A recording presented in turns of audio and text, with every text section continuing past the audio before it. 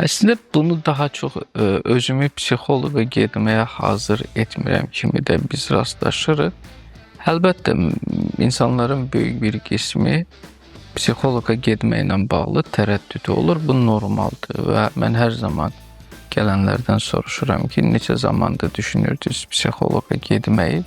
Əksəriyyət 3 ay, 5 ay, 2 il, 3 il deyənlər də var. Çox az bir qism qısa zamanda psixoloqa getməyi qərar verdiyini söylüyor. Bu da normaldır. Çünki elə problemlər var ki, o təxirə salınmaz tədbirlər almağı tələb edirdi. İnsanın dişində problem varsa, o çox gözləsə bir gün və gedib bununla bağlı tədbir alacaq. İnsanın ürəyində problem varsa və yaxud sağlıq durumunda elə bir şeylər var ki, o təxirə salınmaz tədbirlər görməyi tələb edir. Və psixoloji problem belədir ki, insan öncə düşünür ki, mən bunun ötəsindən gələcəyəm və doğrudan da bir müddət onun ötəsindən gəlmək üçün addımlar atır və görür ki, bu yetərli olmur, həyatında heç bir şey dəyişmir və onun psixoloqa gəlməyi zaman alır. Və bugün düzdür, psixologiya ilə bağlı maariflənmə işi geniş aparılır. O müddətdə dolayısıyla azalır. Bir qism insanlar var ki, psixoloqa sadəcə ona görə gedir ki, bir həyatında fərqindəlik yaratsın, həyat keyfiyyətini artırsın, məmnuniyyəti artırsın.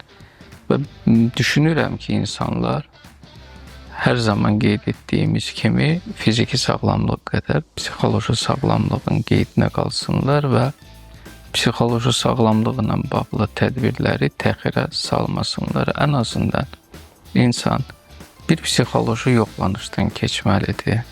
Çünki bu psixoloji yoxlanış imkan verir ki, insan özünü daha obyektiv, daha doğru şəkildə tanıya bilsin. Orada agresiya varmı? Varsa hansı dərəcədədir? Stresə dözümlülük hansı dərəcədədir? Depressiya var, yoxdur. Bəlkə gizli depressiyadır, maskalanmış depressiyadır. Yəni dolayısıyla bir fiziki yoxlanış var, sağlıqla bağlı yoxlanış var. Bir də psixoloji yoxlanış var və mənə görə insan psixoloji yoxlanışdan da zaman-zaman keçməli. Gərəkirsə psixoloji dəstək almalıdır və günümüzdə biz görürük ki, buna daha çox ehtiyac yaranır. Düzdür, bəzən müqayisələr edirlər. Babalarımız psixoloq olmamışdı, yaşamırdılar.